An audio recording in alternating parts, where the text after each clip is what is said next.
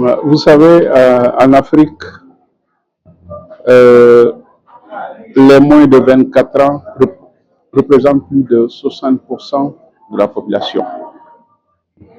Et le taux de chômage de ces moins de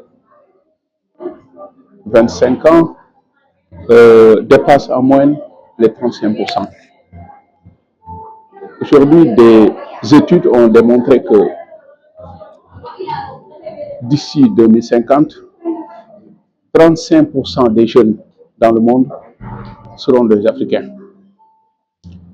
Et à partir de 2030, il y aura chaque année plus de 40 millions de jeunes en Afrique à la recherche de travail. Donc vous conviendrez avec moi que les défis sont majeurs. Hein?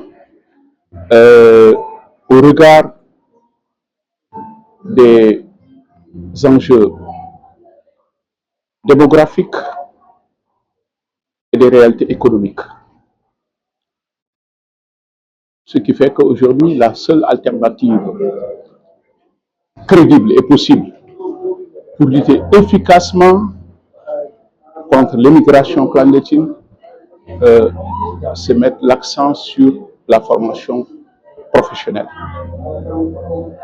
C'est un tremplin vers le monde du travail pour aujourd'hui redonner de l'espoir à cette jeunesse africaine en quête d'un avenir plus digne. Le débat devrait tourner autour de cela. Il faudra créer ce qu'on appelle les autoroutes de la formation professionnelle pour faire face à cette immigration clandestine qui malheureusement continue de dévoiler des aspects aux conséquences incalculables dans nos sociétés en situation de vulnérabilité chronique. La cause est économique et il faudra orienter le débat vers la sécurité humaine, régler les obstacles, toutes les problématiques liées à l'insécurité humaine, notamment à la sécurité économique.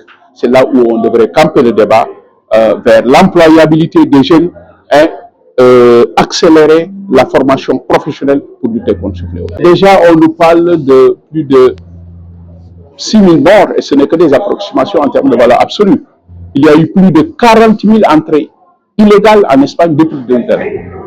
Donc, vous conviendrez avec moi que l'heure est grave.